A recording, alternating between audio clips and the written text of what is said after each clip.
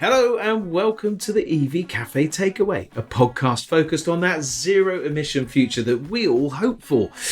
So every week I'm joined by one of the wonderful members of the EV Cafe team. And this week, no exception, although he always says it is John Curtis. Hey JC. You are truly blessed today, my friend. I'm here. I know this is very true, and I'm glad that the tablets are working. That's excellent. Anyone else here, or is it just you and me? No, we've got somebody else. It's very exciting. Like a proper guest? Really. A proper guest. So, because every week we're joined by one of the pioneers, innovators, collaborators within our industry, and this week, John, it's no exception. We have got the lovely Abby Middleton. No relation, everybody, sadly. But, as JC said earlier, quite possibly e-mobility royalty. There we go. But we're about to discover all of this. But we've got... So let's give a little introduction to Abby, shall we? Hello, Abby. Abby, you've been over 10 years in marketing and business development, working through the CPG. Not sure what that is. So we'll come on to that in a minute. Manufacturing, sustainability sectors, as well as a mature achievement with robotics perception. Curiouser and curiouser. It doesn't get any less curious. Working from cheese to e-mobility has excelled her knowledge of how businesses work and all the important profit and loss stuff, and how people are working towards their zero emission commitments. Paul, I've just realised that Abby's now come to e-mobility cheese. It's like the home of e-mobility cheese. We've got plenty of it, that's for sure. Plenty of cheese here. Anyways, Abby, working towards... But listen, John and I checked out your interesting facts a moment ago. So, JC, what was your favourite? Well... it's the CrossFit thing. So you're a CrossFit instructor, and I don't really know, if I'm honest, what CrossFit is. Anybody who actually has seen me in reality will understand that fact. I'm just a mess of a human being. But what is CrossFit?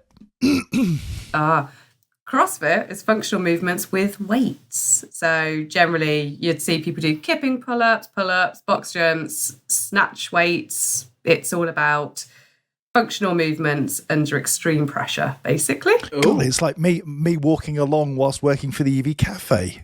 Functional movements under extreme pressure. We'll just get you a weighted vest on. and he's always cross. So he's cross, getting fit. There we go. Excellent.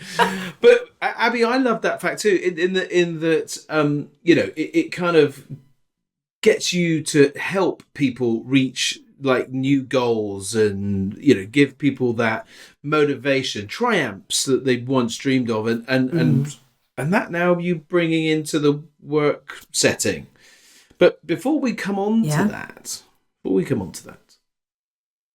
from your days working in the cheese industry, the cheese industry. Anyway, I was invited to be an international cheese judge. Despite your huge dislike of anything other than mozzarella. So how did that... I'm on the mild cheeses. How did all that work out for you? Traumatic. Probably why I left the sector. No, not really. So I was invited to be a judge because they're trying to diversify the judges.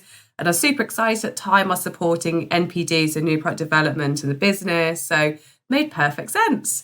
Till I turned up and was given my cheese iron and had no idea what I was doing with it, what I was expected to do, and was told I would be grading over 50 Lancaster cheeses. What's a cheese iron? What the heck? So it's quite a long iron, and you only see it when people twist and pull from cheeses. It's like a Cora thing. Yes. Proper Cora. Yeah. So it's a cheese iron. I was handed one of those, and off I went with one of the lead graders of Arla, so cheese guard, who's been doing it for over 50 years, I think, and he's just handed me at 27, and it was kind of like, good luck. I broke my iron. I had no idea what Lancaster cheese was, if it was good or if it wasn't. So it was a very long day. But by the end of it, I am very much acclimatised to. I know what Lancaster cheese is. And then unfortunately, because we finished it so quickly, they moved me on to goat's cheese, which I can safely say I still dislike heavily. I'm with you on that. I'm absolutely with you on that. Oh dear, yes. Well, I mean, this is all very nice, but it moved you into the e-mobility sector. So we're very happy about that. Tell us what you do for Schneider Electric, because that's we haven't actually mentioned that you actually work for Schneider Electric. So tell us all about your job and Schneider Electric. Cool, no problem. So I moved to Schneider Electric the day of lockdown, which I still to this day was a bit of a shock. So I turned up at Telford, was handed a laptop, said, nice to meet you, go home, and stay there now for 3 months. And my whole role when I joined Schneider was all around kind of moving part of the divisions onto the digital network. So my background's a lot of marketing, a lot of software, and a lot of business development. So I kind of fit the bill for them perfectly, which is let's get Schneider into the new age and sustainability focused, and let's stop just selling boxes. So that's what I was brought in to do. 3 months later, my role was evolved to run all of comms. So I ran Marcoms for the zone, which was really exciting because that suddenly gave me exposure to every business unit within Schneider. And we were kind of the team before the customer. So really trying to say, what's the Schneider message? What is Schneider? Who is Schneider? And before, it was a load of different businesses joined together that essentially provide electrical infrastructure to multiple different markets. So everything from infrastructure to data centres to home. So it's suddenly like, what's Schneider trying to do? And inevitably what Schneider is trying to do is make electricity, power be available for everybody and sustainably. And that was kind of the biggest pull I had to Schneider Electric was I'd worked in CPG, so consumer packaged goods, fast moving, kind of not overly sustainable market, into software and robotics, seemed sustainable at the time, but obviously wasn't, into moving into Schneider Electric, which is sustainable. When I joined Schneider, it was number one corporate Knight's most sustainable company, and now we are 7th, which is really exciting because it means more and more companies are coming up through the ranks and taking that from us. So it's really good. So Schneider is all around end-to-end solutions that don't have to be turnkey, can be made to order, but inevitably are bringing a sustainable future in. Fantastic. Now, you mentioned sustainability quite a few times there, and certainly in our world, we find that when you work with sustainable products and services, that you kind of absorb them almost by osmosis and take them into your own life in your own family. Has that happened to you? Have you started to do things differently as a consequence of your work? 100%. So actually both me and my partner work for Schneider. So we have a Schneider doormat at home, which started as a joke, but is remaining to be there 2 years later. He's yours, is he? We can do this all day long. So even our home is a fully connected smart home. So despite me having to go back to an old phone that does not know how to deal with it, it's all around, how do we make ourselves more sustainable? And we constantly are thinking about what are we doing? What's our impact? And actually, and it comes down to as well, how can we save money as well in the long run? And how are we more efficient? And we've both got EV cars, we've got the car chargers, all connected on software. So obviously, I pioneer a lot of them. So it's all around, what are we actually doing to make a massive difference? So I'd say we definitely brought it into the home, but also I find I talk about it a lot outside of the home as well. So probably banned from the local pub from the discussions of why EV is so great. And, electric cars don't just blow up randomly, which seems to be the general essence I find I get spoken to about is, the cars aren't great. So it's really trying to bring the right messages into the world. And I think we've always been guilty as people. We have a lot of conversations at work, but it's how do we get those conversations out the room and talk to people about it? And the more you talk to people about it, the more you change people's mindsets. And that's really a massive passion, I'd say, of mine ever since joining Schneider. And actually, I'd say I love the company I work for and I believe in what we do, and that makes a big difference. It's really interesting listening to you, because I whenever I listen to people and they're expressing passion, belief, you've used all these very emotive, connected words that really demonstrate something going on deep inside, and it always makes me reflect on how you've come about in the world. I go right back to Birds and the Bees. Birds and the Bees, yeah, but probably just a stage or two after that, actually, because that can always get a little bit messy. So, tell me about your family. Tell me about how you got to this place and kind of how you grew up in the world and what gave you those foundational beliefs. Yeah, no problem. So, broken home syndrome. So I'll start with that. It's always, I think most millennials will say that. So my dad was a director within BT, really kind of inspiring, worked from an engineer all the way up to kind of running broadband. So he kind of, because it was always very interesting for me growing up. But I grew up essentially with my mom, and I would like to say fearless woman. She made sure I did never, ever, ever gave up. And I think that's really what helped me. And when I first left school and you do college, my whole dream was to be in fashion. And realised I didn't have the right core motives for it when I got there. And I moved home, and I remember my mum sat me down one day and she went, I don't care what you do. I don't care who you'd want to be, but do something you care about and stop trying to do something you don't care about. And I think that's always stuck with me. And every decision I make with my team, and even now the e-mobility business, is, do I believe in this? And does this mean something to me? And if it doesn't, why doesn't it? And is it because of a lack of knowledge? Is it due to, I don't really believe in it because it seems we're doing it for the wrong reasons? Or what do we need to achieve? So I always go back to her always saying to me, do what you want to do, but make sure you believe in it. And it became one of those things for me when I worked in CPG, and I absolutely loved the food and beverage industry. It's insane, really fast moving. There is never a dull day. And I remember once I had to do a day in the life of, and they said, oh, give us a standard day in the life of marketeer in the cheese industry. And I went, oh, honestly, I couldn't, because there is no standard day. Depends what you turn up to a manufacturing site and you're facing on that day. And then from that, I moved into stevia, so sweeteners, so natural sweeteners, all sustainable. So that was super exciting until I realised I was on a flight every week and moving around the world and thinking I doesn't feel very sustainable, because I'll land back in Birmingham and I'm flown to Turkey, then from Turkey to Dubai to here to here. I was like, this doesn't feel very sustainable, and then realised it wasn't very sustainable on my mental health. And then I moved into a software business, and then I trained to be robotics perception engineer. So all around taking data, imagery, and how robotics can speed up kind of production lines, essentially, which I thought was really sustainable until a year after we'd finished designing one piece of kit. We went back to that manufacturing site, and this line used to have 200 people working on it. A year later, we went to do the year check. There was 3 people working that line.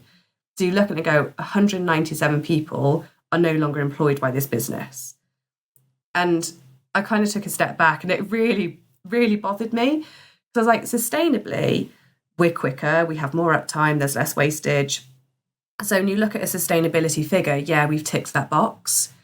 But when you look at human beings and the sustainability of humans and education and learning and development, well, actually I've done the opposite. Actually, I've just made a load of people unemployed by doing something I thought was for the better. And we spoke to the business, said, what have you done to kind of move those people, upskill them? And it was kind of like, oh, we haven't. They've gone to a different site now. And you go, oh, they've gone to a different site. And then until that site calls on somebody to go, we need to automate this line, and then those people are gone. So when I moved to Schneider, and definitely around what I do now, is how are we educating people? So yes, everything's changing. Yes, the world has to change. Yes, the world has to be more sustainable.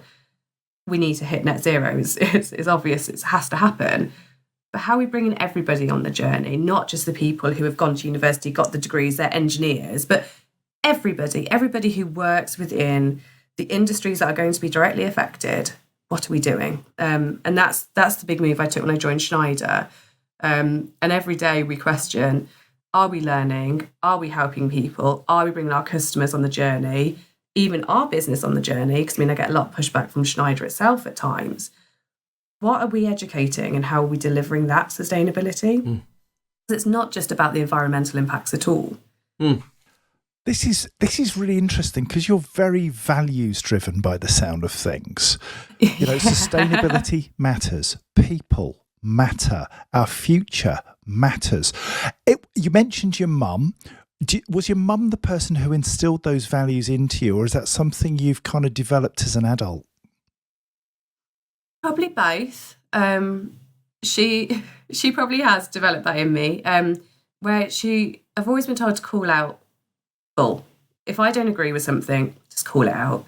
Anyone who works with me will probably tell you I'm overly direct. To the point this year I've tried to dial it back a wee bit. Because I could just be a bit like a bulldozer. I go into a room and go, no, this is wrong, it's this. And this is wrong and you shouldn't be doing it. And it probably does definitely come from her. And probably even my dad and my stepmom, my stepdad, they're all very similar. And even the friends I have around me, I've noticed, we're all very similar. And it's when I brought my partner in to meet all my friends, you can see his reaction of, oh God, it's 10 of you. So I think, so it's really, I think it's people I decide to surround myself by. And I think even with the CrossFit, it's something I'll stand in front of somebody who's going, I don't know how to do this. And I will call them out for what probably they need to do and what they're not owning up to. And then let's get there. Does that make your life easier? Sorry to cut across you. Does that make your life easier? Because no, it's a challenge, isn't it? To stand up for what you believe in isn't a smooth path. It's not. Does that cause you problems? Yeah. But HR, so more how far you're willing to go. I think that's where my problems can sometimes get caused. I probably didn't ever pick my battle. I would pick every battle. And I remember when I took over the e-mobility business, and my boss had to say to me last year, so David Hall, he's the VP, he runs power systems for Schneider Electric. So everything infrastructure, the big stuff that goes into the ground, makes everything work. And it was a big learning curve for me. And when I took over the e-mobility business, it's like I kept turning over a rock and going, we need to do this, we need to do this. Oh, this is a problem, we need to fix this. And one day he sat down and went, just pick your battles, because you seem to be trying to do everything. And you're a human. The team is growing. Essentially, e-mobility in Schneider was still being considered a bit of a startup. So it was like, take those steps back, take the battles, put your project plans in and process it. Don't think you can, eat the elephant in one go, take a step back.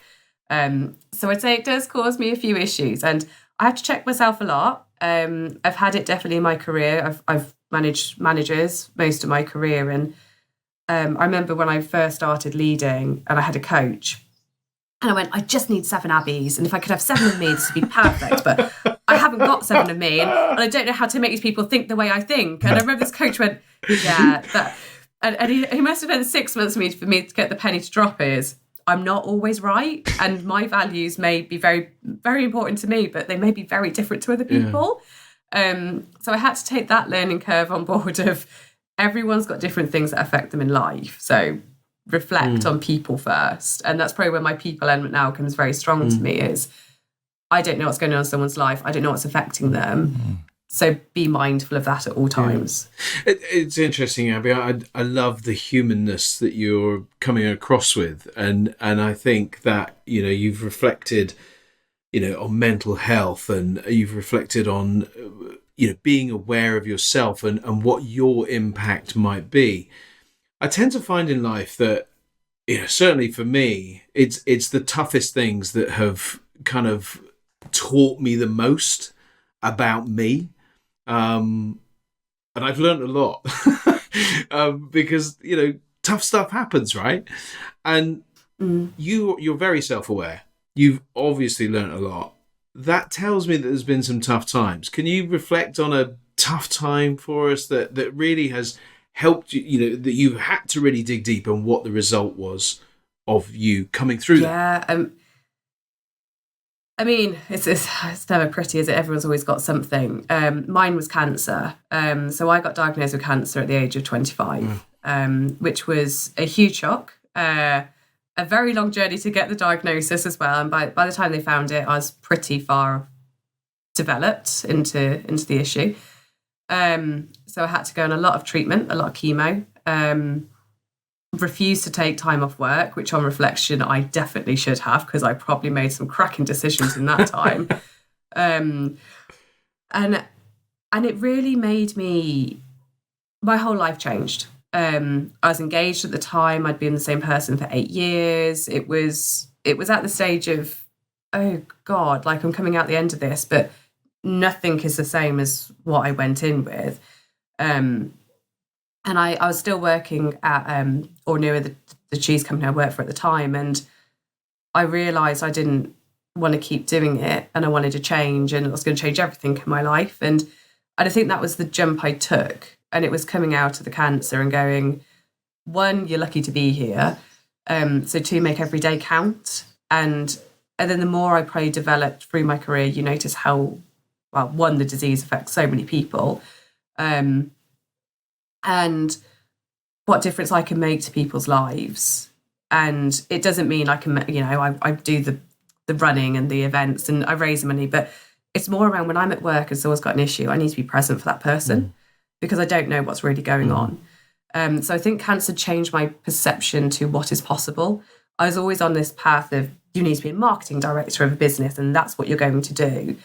And then suddenly I was like, I don't want to be a marketing director, actually. I think I want to look into AI. And actually, do you know what? I've always loved training, and training helped me through cancer very well. It was basically my crutch. Every day I'd go for a walk or go for a run or go to the gym. And so I was like, why didn't I do that for other people? Why didn't I become a PT? And I think that's what changed a lot of my life. When I joined Schneider, it was during the pandemic, and it was a very bumpy time for everybody. And I made the decision. I was always living in Worcester. And I went, you know what? I don't live in Worcester anymore. I'm going to move to Shrewsbury because that's actually closer to work. And by the time the pandemic's over, I don't want to spend 2 hours in a car anymore commuting to and from the office. So I moved. And now I moved to Warwick because that's where my partner is. But it's always just taking that chance. I go, do you know what? What's the worst that can happen? And I've probably taken that into the mobility business now, into Schneider, is, do you know what? Give me the problems and I will work out a way around this. It may not be the best solution, but it'll be a solution and it'll definitely get us to the right solution in time. And I think that new way of me thinking definitely always stemmed from, like you said, the very difficult time of going through something that changed me massively. You know what? Thank you so much for sharing, because I think there's a lot of people that will go through difficult things wondering, how the hell do I get to the other side of this? And obviously I'm guessing that you probably questioned, will I get to the other side of this? There would have been moments there.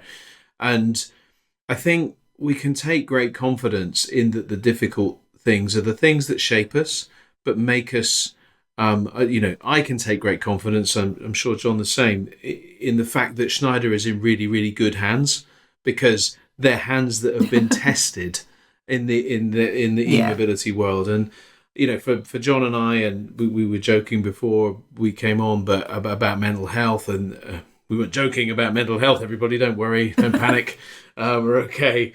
But the importance of it in our lives, and the human care that ultimately then gets us to where we all want to be. You talked about robotics and how that sort of took out humans. We don't want to do that, do we? And it's really comforting. I don't even know if I've got a question. John, come up with a question quick. I do have a question. So you've been through that process of having to reevaluate and almost reposition what you want to be, who you want to be, and you've gone off and done something quite remarkable in reestablishing yourself. What are you most proud of? Is it having survived the cancer, almost having the mental capacity to say, I'm bigger than this and I'm going to beat it? Or is it the starting again? Is there something else in your life which you're really proud of having delivered? What is that thing? I think it's, I probably lack the ability to say this is going to be a really bad decision, don't do it. And I think that's probably one of my biggest strengths. And that's probably where the immobility came from, is when I kind of took over the business a year ago now. And I sat back and I looked at everything, and I just looked at it and went, there's so much missing. And I remember everyone going, just don't try and do too much. Just work what we've got with and let's see where we go. And I was like, yeah. And then I remember sitting in this room till God knows what time of the morning going, no, I need a strategy. This needs changing. And this is where we design the end-to-end e-mobility story is, you need infrastructure, you need chargers. And everyone just thinks it's chargers all the time. And it was trying to really change everyone's mindset going, yeah, no, you definitely need one of those. But that's kind of the tiniest bit of the story. If you don't have reliable power, that charger's never going to work. And that's what we were kind of starting to see was kind of coming apart with the Schneider kind of charger route to market, was through distribution, no extra wording, said, let's just sell as chargers. That's what we do with Schneider. And then the power systems world are going, actually, we sell great infrastructure, but never did the two meet. We kind of then go, here's chargers, here's this, let's move it together. So I probably wrongly upset quite a lot of people in Schneider going, let's stop these silos and let's bring this business as one. And that was the whole point. And then it's kind of going, okay, now we've got hardware, brilliant. Where's the software? How do we make this work for our customers all the time? And okay, now we've got software. Where's our services? How do we make sure this stays going all the time? So yes, we've got the best products. They probably won't need servicing, but everything needs to be checked in on. Let's get that in place. How do we do that remotely? How do we do that physically? And we're still on the journey. But we now have an end-to-end solution, which is either made to order or it's, turnkey solution. But we've got the end-to-end. It's going to take us a while. And trucks are now on our next kind of thing on my list. We're going, we can do this. And vans. And so, I know. So cars are great, right? We know cars are going to get there. They need... but that's it. But I think even then, I know we talked to so many customers and I need to hold my facial expressions quite a lot in some meetings. They go, oh, we need a 300 kilowatt charger. And I'm going, that you're charging overnight? Yeah. Okay. So that's like me putting a 50 kilowatt DC charger into my house. Yeah. Like, let's be realistic. What do you need? And it's getting the team to stop going, yes, we've got these chargers to sell, but let's sell the right thing. Mm-hmm. And this is the sustainable solution, not, oh, you want it, we'll give it to you, which we know happens a lot in the market. Mm-hmm. It's actually going, you've got this amount of power, mm-hmm. you need it to be this reliable. Mm-hmm. To have that happen, let's not put pressure on your power. Let's bring it down a notch. You're returning to base to charge. Fantastic.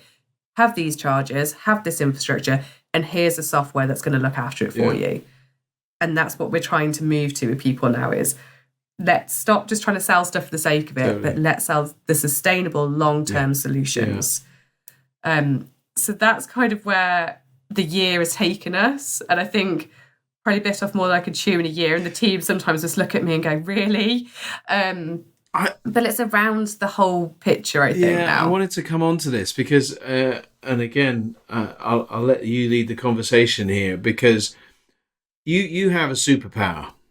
And a superpower that revolves around being able to cope with chaos and to manage chaos well. And because I truly believe this, and John and I have met many people on this podcast. We're, I don't know, number 60 something now, and I would say 50% at least, if not higher. And we should do this. But would report something that would, as we're growing up, be highlighted as a big negative, but ultimately comes to be our superpower. The thing that enables us to consume what is a phenomenal amount of information. Abby Middleton, and all somebody that not very long ago was up to their iron in cheese, and suddenly you are immersed in a world of kilowatts, kVA, battery storage, energy solutions, and I've been dabbling for the last couple of years in all of that sort of stuff. I know how difficult that is and how challenging for somebody unqualified, uneducated in that specific field, and I'm not, and I don't think you are. Is it your superpower? Is that what, the being able to cope with lots of stuff? Is it really helping you really move the e-mobility world forward? Yeah, I think I can deal with quite a lot of information coming back at me. But the big promise I made to myself when I took this division on is I don't have to know everything. I have to know enough. I have to know how to support my team, but they know everything. So I always look at EV and go, it's amazing in Schneider. It's moved really fast, actually, really, like, it's turned around and it is joined up and we're moving. That comes down to the people and trusting people. We've got some amazing experts. I mean, one of our technical managers, they're from solar. One of the commercial managers has come from an offer marketing background. So knows everything to the product inside out, branding this, and everything's understood. And it's actually going, I need to know how to get a strategy in place. I need to also then take on everyone's feedback, have those really difficult conversations where you're sat in a meeting room kind of going, no, I know I'm right. And they go, no, but have you looked at this because I know about this? And you go, okay, I didn't know that. Let's change this a little bit. And it was actually, I think the superpower was accepting I don't have to know everything, admitting when I maybe need to take someone else's advice and stop trying to do it all myself. And that was my biggest mind shift I had to take going into EV, because when I was offered the role, I remember sitting there going, I don't know anything about e-mobility, like at all. Like, I know I need a charger. I have a charger. I've got a car. And that's all I kind of had. But I realised actually driving an electric vehicle helps you be able to run the division very easily. Because I think as soon as you talk to people who drive an electric vehicle, they know the challenges that we need to fix. And I think that's what was the shake-up of this division is Schneider Electric's always kind of been very much a B2B concept. And e-mobility kind of exposes us to the consumer that we'd never had before. As close as we probably came to that is light switches and wiring devices. Suddenly we are in front of loads of different types of consumers with loads of different types of problems. And day to day there's different things. And we know education within the e-mobility space has a lot to go, definitely with the more domestic consumer. So it was kind of all around, we need to do a lot, we need to change a lot, but we also need to take the evidence we see, what we get fed back from the market, and that's how we grow this division. And there was a lot to take on board. But driving the car definitely helped. I remember going to Southport and I had my, at the time, 6-year-old stepson in the car, had the car all of a month, thought, yeah, I've got the range to get to Southport from Warwick, no problem. And I did. And I pulled up at a DC charger with 10%. Literally, I drive a Volvo, so it's screaming at me at that point because Volvos do not let you go below the 10% because they are very careful EV vehicles. And I pulled up and it was in quite a big supermarket chain, thought, yeah, they'll definitely have the DC. Showed it on the map, DC charger, it's online, pulled up. It definitely was not online. It was completely offline. I don't think it'd ever been online. It actually was the trolley car. And I just sat there thinking, I have 10%, and this is the only charger in this area, and that was about a year ago. What am I going to do? And I've got a child in the car. It's not so simple as to go somewhere and entertain myself for an hour watching YouTube in the car to have enough charge. It was, I need to find somewhere that's safe, that is reliable. And I think that was the big thing I then took when I took the role is, I don't care if we've got the prettiest chargers. I don't care if this is the prettiest and the best. It has to be reliable. And that's what will change people's mindset of e-mobility. Reliable infrastructure, reliable charging, and software and fully connected. And let's not worry about how pretty it looks. Do you know what? You're quite something. You're a very together human being. You just got it kind of nailed. You're very self-aware, emotionally intelligent, bright as a button, make stuff happen. And this always rings an alarm bell with me because you can't be that perfect. So I'm not.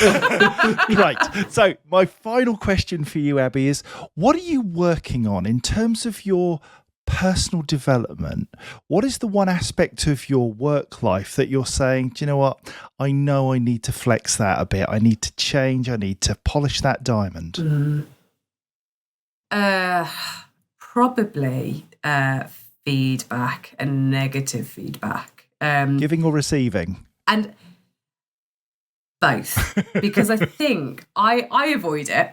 And I know people avoid it with me. And I think I can come across in a certain way that sometimes probably doesn't feel people can talk to me what they want to talk to me about. So for me, it's sometimes dialing back the energy and going, I'm 100 miles an hour, but leave space for people. And I forget to leave space because I've got my strategy. It's always on my screen. So every morning it's probably why I stay so on it. I pull it straight up in front of me and go, that's what I'm working towards. And when I've done that, brilliant.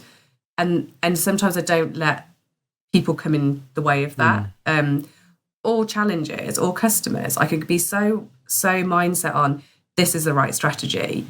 So my big thing I need to work on is leaving space for people and probably myself. When I look at my diary at times, I just go, I'll eat at some point and I'll live on smoothies and that's fine. I've got protein powders and it's, that'd be grand. And it's like, actually I need space, I need time, and everyone needs that. And also to encourage it in my team and people I work around. Schneider's brilliant. We definitely as senior leadership, we mentor quite a lot of people in the business.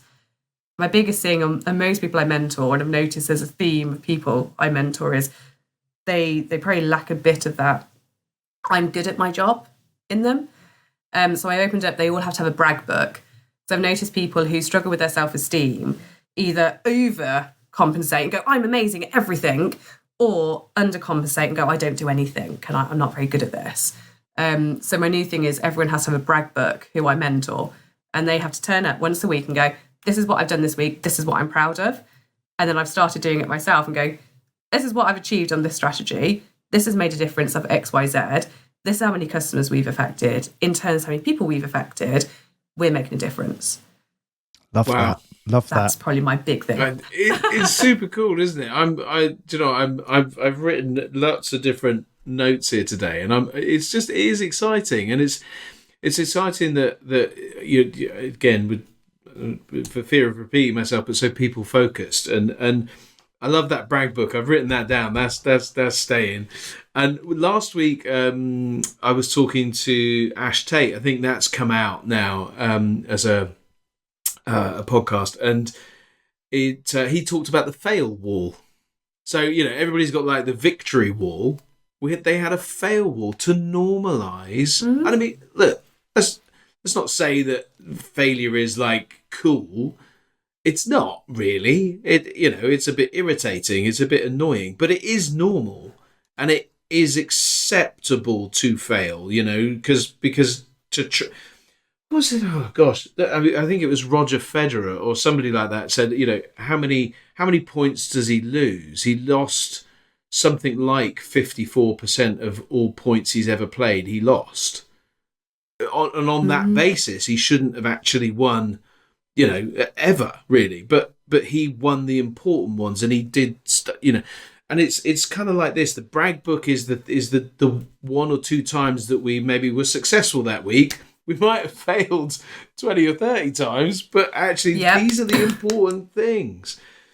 And with all of that in mind, I would encourage all of your team to listen to this podcast, because they will see and hear you differently, and maybe will fear less stepping into the moment and saying, Abby, can I get a moment of your time?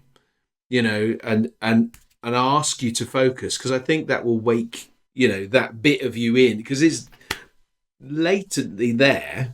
Blatantly there. This is such an important bit of you. But in all of this, Abby, what does the future look like? That strategy that you're working towards, what is the e-mobility world that you see? Because I think it's an interesting place. I haven't heard it yet, but do tell us. No, it definitely is. And I think for me, it's a fully connected EV solution is what we are working towards. And we're there, which is great. It's now getting that to be adopted into the market. My biggest thing, and you guys love it, is fleets. And fleets is not just cars, No. but trucks and vans are the biggest part of that. Yeah. But I think we see it as the biggest market we see right now is from the charge point operators. You know, I drive from point to point to point, and believe me, I drive up and down to Scarborough and Leeds on a weekly basis. I know where I'm going to charge because I know it'll be working. So it's almost, but I know some of our offices can struggle, and that's a lot of our customers' offices can struggle because back on this race with the 2030 deadline, brilliant incentive, bit too soon for technology, a bit too soon for software, and we see a lot of unreliable infrastructure in places with a lot of our customers. We turn up to site with our consultants, and I have some of them call me and go, it's they need everything changing, even down to the factory, and this and that is all wrong. So for me, it's how do we make our customers and their stakeholders rely on their EV charging infrastructure as well. So fleets for us is huge focus. Logistics, because we see how many trucks are going up and down the motorway every day. How do we make that more sustainable? So it's tapping into these markets that are now ready to get to that 2035 or maybe 2030, depending how the end of this year goes. What's that deadline? What do they need to achieve that deadline? And how do we make that fully sustainable in terms of, yes, it's sustainable for the environment, but for their business? And that for me is the most critical thing is let's stop just looking at our scope emissions and go, yeah, but it has to work. Because the last thing you want is your sales team, for example, rocking up at a site, trying to charge because that's what their decision was that day to go, I'm going to go to the office in the morning, I'm going to charge up. They turn up, there's no chargers, there's no power. So then they're rocking up to a DC charger. And the AC starts to get neglected and no one likes to use an AC because they don't have time. It's kind of making that reliability from the motorway to your car park to your home. And how do you get that fully connected across the board and maintained for years? Because this isn't a quick fix. And I think some people go to market with a plaster at the moment, and we're trying to get them to go, stop just plastering over this. What you're trying to achieve in the long run, let's aim for that. Let's not just aim for 2035. So that's the big focus for me at the moment with the team and with Schneider is long-term sustainability. And let's not be ripping that out in a few years when we realise it doesn't really work, but we hit a deadline. Let's put the right thing in place from the start. Fabulous. Do you know what? I've been sitting here just listening to you, and I think you need to get out more. And by that, I mean that I'd love to see you take to the stage and showcase what you do time after time after time, because Schneider Electric are one of those organizations that has the end-to-end picture. You have everything from the generation of energy right through to the delivery. And that's unusual. But more than that, I think you are a magnificent advocate for that total solution. You know your stuff. You speak with passion. You're a human being who just gets up, says it, does it, moves on. And I think you are quite a discovery, Abby Middleton. I'm delighted to know you. And I hope to see you on a stage very, very soon, standing there telling the world just how good e-mobility is and Schneider Electric is, and also showcasing just what you can do. John, we started this podcast with the question: is Abby Middleton e-mobility royalty?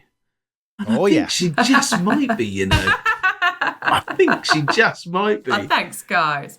But this has been a delight. You are so very aware of something that so many people miss, which is the importance of reliability to the truck and van sector, but also the importance of reliability to the car sector as well in terms of that sustainability piece. Because obviously if we're utilising rapid chargers all of the time, that demands on the grid. It means that we've got to do more and all of those kinds of things. If we can run on the 7 kilowatt and the lower speeds, we are much more effective and much more likely to be using sustainable energy rather than the power on demand that the DC chargers give us at 5 p.m. or whatever, or when we're on our way home and we're not comfortable or confident that we're going to get home or whatever it might be. It can be very counter sustainability. I won't say unsustainable because it's not, of course, but it's counter to the sustainability message of thinking through. And you've just brought all of that to life brilliantly today, and it's been really encouraging. Reliability front and center. That's something that I can align with from commercial vehicle perspective. Because if you're not doing that, then you're not doing anything in my book. I couldn't care less what you stick in the ground. You're just not doing. It's such an important thing. Because if they're not productive, they're not moving, then it's rubbish. So Abby Middleton, I hereby pronounce you e-mobility royalty. And thank you. We've got to grab some more cheese in. I now know what CPG stands for, consumer packaged goods, apparently.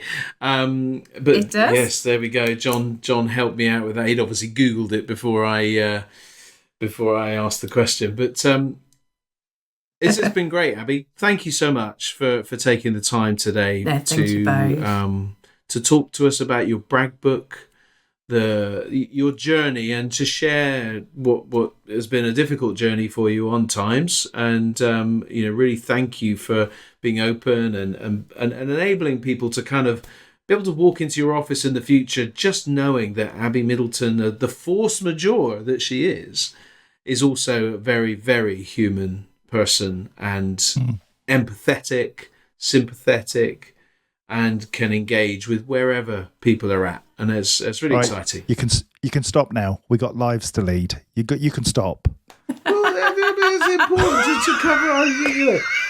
Summary, JC. Right. Anyway, but Abby, cheers, mate. See you later. Thanks, guys. Oh dear.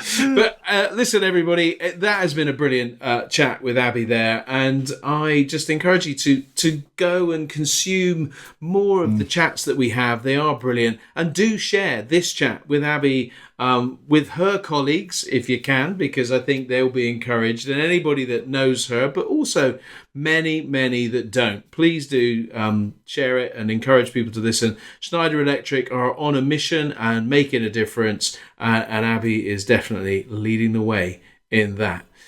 Thanks everybody for your time today. Go check out another podcast from the EV Cafe, and do join us whenever we may be in public. Come and chat with us, the shows, all that kind of good stuff, and check out Abby on LinkedIn as well. I'm sure she'll welcome a connection from you. Have a great day, everybody. Thanks, guys. See ya. Thank you.